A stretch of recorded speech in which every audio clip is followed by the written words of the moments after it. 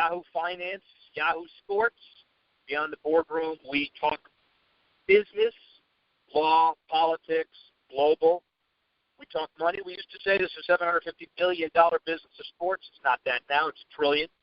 And when you look at sports across the pond, as kind of we do in July and August, Tour de France halfway done, Serena storms in and out of Wimbledon, Djokovic one loss away from trying to go for the Grand Slam. Now we deal with Jordan Spieth's territory. Can somebody mess that up? Well, maybe Rory McIlroy could have, but soccer got in the way. And the bottom line of all of this is that the global impact of sports is smaller, interrelated, more significant, more leveraged than ever before. And as usual, one of the companies to take advantage of that is AEG, their global partnerships entity. Russell Silver, Senior Vice President of Global Partnerships, AEG, division of AEG. And as they say, it's the largest sports entertainment company in the world, 120 world-class venues, 5 continents, sponsorship sales, on and on and on. I could do that, but he's much better at doing that than I am, so let's get him doing it. How's that, Russell? That's very well. Thank you. Thank you for having me on. So, awesome. To your point, sorry, go ahead.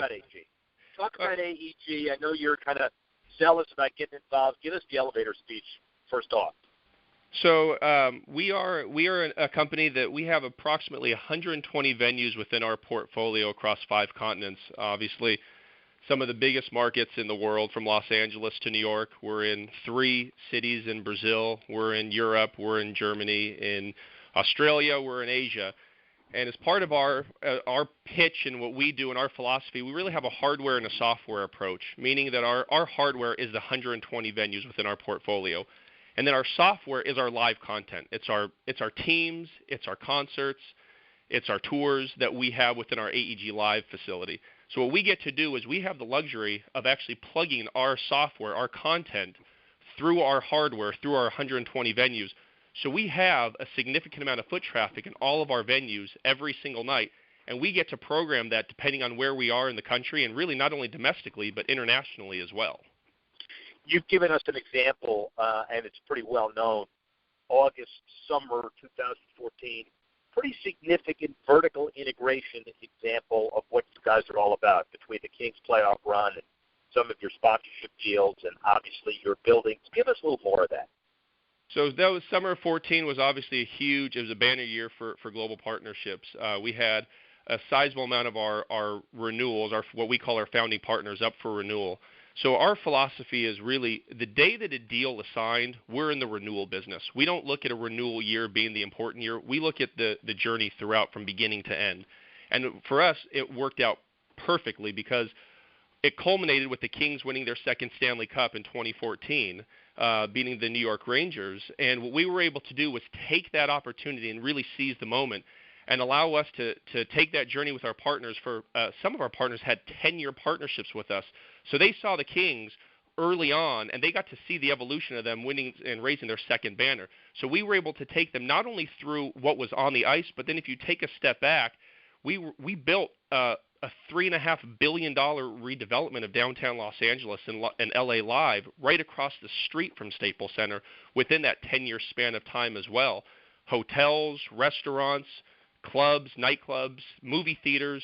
We were able to build all that and really expand the journey with our partners throughout and put the proof was in the pudding. We were able to show them what we've done and really show how we've leveraged such what was needed in downtown Los Angeles in the sports and entertainment world. We were able to leverage that with the city and create an unbelievable destination for the fans in Los Angeles and really a global destination.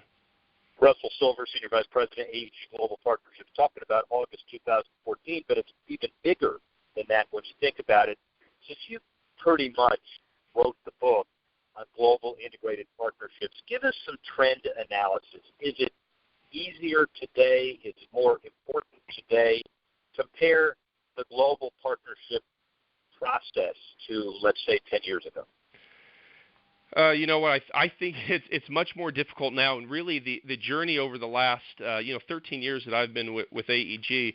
Early on it was signage. It was big outdoor billboards. It was signage. It was slapping a logo on the side of a building. And although that is still very important, and I think the brand recognition is still really the nucleus of what this industry is, you're really seeing bespoke and customized packages now. We're not going in to meet with a sponsor the first time with a deck. We're going in to listen to what their objectives are, to understand what they're looking to accomplish, what they believe their ROI is going to be. And then from there, we'll go back and customize a deck and customize a partnership specific to them. Back in the day, it used to be almost the complete opposite, whereby you had signage, you had hospitality, you had tickets, and that was really it. Now with the technology and the digital era really coming to fruition, you're seeing almost the complete opposite, where they want to touch the fan on a one-to-one basis through their mobile device. They don't care as much about that big sign outside. Again, important, but just not the number one thing anymore. It's that handheld device, which 98% of people walking into a venue now are holding a smartphone with them. So now how are our partners, how are we as a venue, and how are the venue operators talking to these fans coming into every one of our venues every single night? We're doing that through technology now. Let's talk about handheld devices in a broader context. Social media. Is the advent of the prolific nature of social media, Russell, easier now to work with, to generate sponsors because they can see an immediate return and some activation, or is it harder because sponsors are expecting so much more in so many more ways? You know what? I think it's harder because I think the expectation is so high now. I think a few years ago it was everyone was putting their foot in the water, and we were testing to see what the temperature was. Now everyone's jumped in, and everyone's fully on board with this. So I think the expectation is such where we could provide very real-time and up-to-speed analytics and data tied to every single activation we do. And our partners and these agencies could almost get quantitative data very, very quickly now. So they're going to look and track this and say, well, I'm not getting the return on investment that I thought I was going to. And obviously those are tough conversations to have. And we have to be able to turn on the drop of a dime and change an activation to really then customize and be able to alter what we're doing, so then we do get the ROI for our partners, ultimately not only retaining their business, but hopefully growing that and being able to ask for a longer duration of this partnership for a larger monetary value.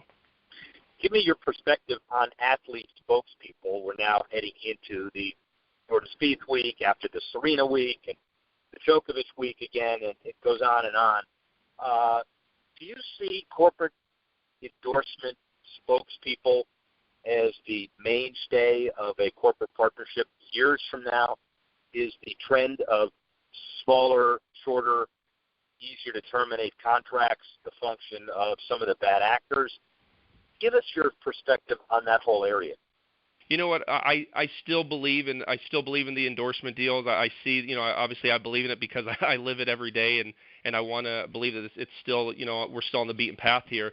I actually believe that the at least from my perspective, is our partners and our brands. It's not as much the large scale sponsor that they're trying to attract now, and that they want to relay this information about how great their products are. It's the fan.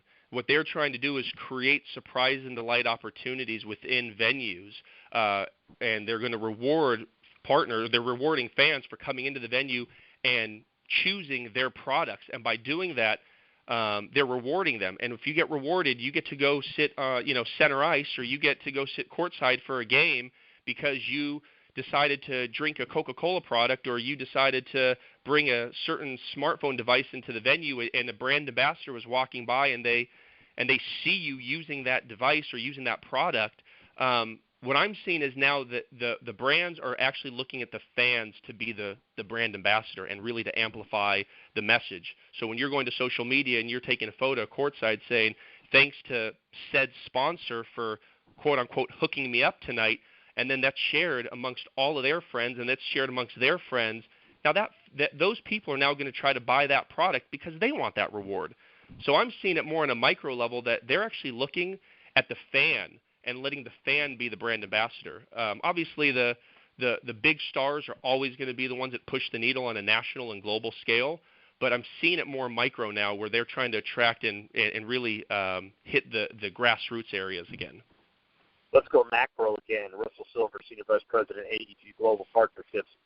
everybody, my daughters don't quite understand why I continue to even have a television. I think most people feel somewhat the same way. Along with iPads and mobile devices comes the danger of being able to completely tune out commercials. And from your global partnership, sponsorship perspective, where are we in a few years as far as television as it relates to sponsorship? Is the reality TV nature of sports going to increase the value, or are we in for a shock relative to corporate involvement on the television side? You know, it's funny you said it. My 5-year-old daughter knows more about streaming and iPads than I do. It's amazing. It's amazing to think what this generation and what our kids' generation is really tied to. I mean, it is the tablet. It's not the TV, and if it is, it's obviously they're binge watching now. They will wait 3 and 5 weeks or 2 months to watch an entire series of something as opposed to watching it live, which my generation obviously I believe continues to do. But I think that the answer is that it's what we need to do is figure out how we combat that. Obviously, from a live entertainment perspective, right now we're in a very interesting time of the year whereby we need to maintain the prestige and equity in live entertainment experiences. Right now, with ticket prices at an all-time high, and the home entertainment experience is so technologically sophisticated, with virtual reality even coming into the fold now. So I see that there's going to be competition.